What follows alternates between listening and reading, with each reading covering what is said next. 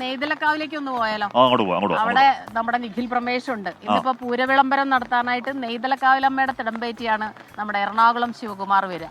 അവിടുന്ന് അപ്പം ഇപ്പോൾ എന്താ അവിടെ സംഭവിക്കുന്നത്? രാവിലെ 10:30യോടെയാണ് പൂരവിളംബര ചടങ്ങ് നടക്കുന്നത്. അപ്പോ നമ്മുടെ നിഖിൽ പ്രമേശ്, നിഖിൽ, എറണാകുളം ശിവകുമാറിനെ ആനപ്രേമികൾ വിളിക്കുന്നത് ഗജവീര തിരുമകൻ എന്നാണ് വിളിക്കുന്നത്.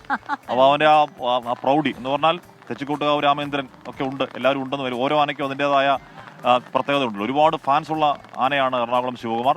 അപ്പോൾ എപ്പോഴാണ് അവിടെ പൂര വിളംബരം? അതിനുശേഷം പിന്നെ 36 മണിക്കൂർ താളമേള വർണ്ണ വിസ്മയമാണല്ലോ നിഖിൽ. തീർച്ചയായിട്ടും ഹാഷ്മി, സുമിത, ഗുഡ് മോർണിംഗ്. കുറേയധികം ദിവസമായിട്ട് തൃശ്ശൂരുണ്ട്. അപ്പോൾ തൃശ്ശൂർ പൂരത്തിന്റെ ഒരു വൈബ് ആദ്യമായിട്ടാണ് ഇത്ര കൂടുതൽ സമയം ആസ്വദിക്കുന്നത്. ഞാൻ ഒരുപാട് വർഷമായിട്ട് പൂരം റിപ്പോർട്ട് ചെയ്യുന്നുണ്ട്. ഇത്ര കൂടുതൽ ദിവസം നിൽക്കാൻ കഴിയുന്നത് ആദ്യമായിട്ടാണ്. അപ്പോൾ അതുകൊണ്ട് തന്നെ ഇതിന്റെ തുടക്കം മുതൽ തന്നെ അത് പൂർണ്ണമായി അതിന്റെ ഒരു വൈബിലേക്ക് എത്തിച്ചേരാൻ കഴിഞ്ഞു. അതിന്റെ തൃശ്ശൂർക്കാരൻ എന്നുള്ള രീതിയിൽ കൂടി പൂരം ആഘോഷിക്കാൻ കഴിയുന്നു എന്നുള്ളതാണ് ഏറ്റവും സന്തോഷം നൽകുന്ന കാര്യം. ഞാനിപ്പോൾ നെയ്തലക്കാവിലാണ്. നമുക്കറിയാം, ശക്തൻ തമ്പുരാന് വളരെ പ്രിയപ്പെട്ടതായിരുന്നു നെയ്തലക്കാവിലമ്മ. അല്പസമയത്തിനകം തന്നെ എറണാകുളം ശിവകുമാർ എന്ന കൊമ്പന്റെ തിടമ്പിലേറി നെയ്തലക്കാവിലമ്മ അങ്ങനെ സ്വരാജ് റൗണ്ടിലേക്ക് എഴുന്നള്ളും. ആ ഒരു വരവ് അതൊരു ഒന്നൊന്നര വരവ് തന്നെയാണ്. ആഷ്മി നേരത്തെ സൂചിപ്പിച്ചതുപോലെ തന്നെ ഈ നെയ്തലക്കാവിലെ അമ്മ തെക്കേ ഗോപുര നട തുറക്കുന്നതോട് കൂടിയിട്ടാണ് 36 മണിക്കൂർ നീണ്ടു നിൽക്കുന്ന ഈ നാഥ ലയ താള വിസ്മയത്തിന് തുടക്കമാകുന്നത്. നെയ്തലക്കാവിൽ ഇപ്പോൾ വലിയ ആളുകളുടെ ഒരു ഒഴുക്ക് നമുക്ക് കാണാൻ കഴിയുന്നുണ്ട്.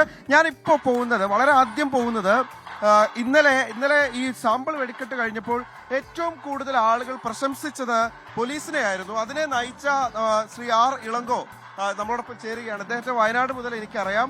വളരെ മികച്ച രീതിയിൽ നമ്മളുമായിട്ടൊക്കെ ഇടപഴകുന്ന ഒരു വ്യക്തി കൂടിയാണ്. Sir, good morning. അപ്പൊ ഇന്നലത്തെ സാമ്പിള് ആളുകളൊക്കെ കണ്ടു കഴിഞ്ഞ ശേഷം പറഞ്ഞത് വളരെ തൃപ്തികരമായിട്ട്, അവർക്ക് വളരെ ശാന്തമായിട്ട് കണ്ടു തീർക്കാൻ കഴിഞ്ഞു എന്നാണ്. എന്തായിരുന്നു അതിന് പിന്നിൽ അങ്ങയുടെ എഫേർട്ട്? നമുക്കിത് സിമ്പിളാണ്. എല്ലാ ഡിപ്പാർട്ട്മെന്റിന്റെ ഏകോപനം കളക്ടറിന്റെ നേതൃത്വത്തിലും അതുപോലെ റവന്യൂ മിനിസ്റ്ററുടെ നേതൃത്വത്തിലും ഇവിടെ ഉണ്ടായിരുന്നു. അതുകൊണ്ട് രണ്ടാമത് കേരള പോലീസിൽ ഇതിനു മുമ്പ് ഡ്യൂട്ടി ചെയ്ത വിരമിച്ച ഉദ്യോഗസ്ഥരുടെ നേരത്തെ തന്നെ വിളിച്ചു കൂട്ടി അവരുടെ ഉപദേശങ്ങൾ നിർദ്ദേശങ്ങളൊക്കെ നാം കേട്ടിരുന്നു. അതുപോലെ ഇപ്പോൾ ഉള്ള സീനിയർ ഓഫീസേഴ്സും കൃത്യമായിട്ട് ഇടപെട്ട് നല്ല നിർദ്ദേശങ്ങൾ കൊടുത്തിരുന്നു.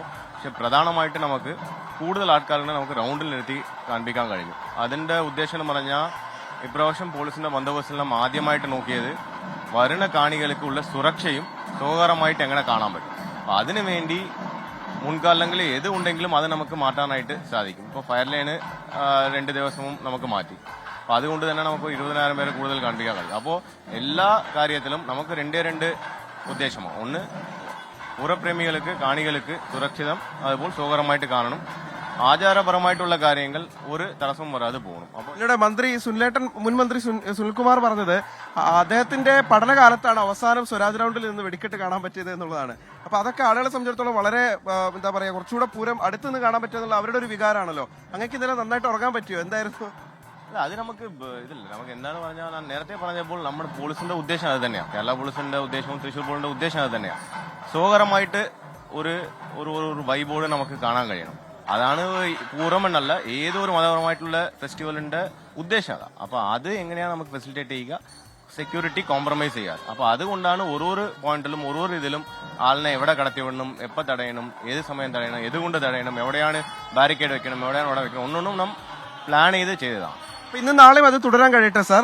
അപ്പോൾ അല്പസമയത്തിനകം എറണാകുളം ശിവകുമാർ ഇതിനോടൊപ്പം തന്നെ ഇവിടേക്ക് എത്തിച്ചേർന്നിട്ടുണ്ട്. പോയ വർഷം ഉണ്ടായ പോലെ അങ്ങനെ ഭീകരമായ നിയന്ത്രണം ഉണ്ടാവാതിരിക്കട്ടെ. പോയ വർഷം നമ്മളിവിടെ വന്നതാണ്.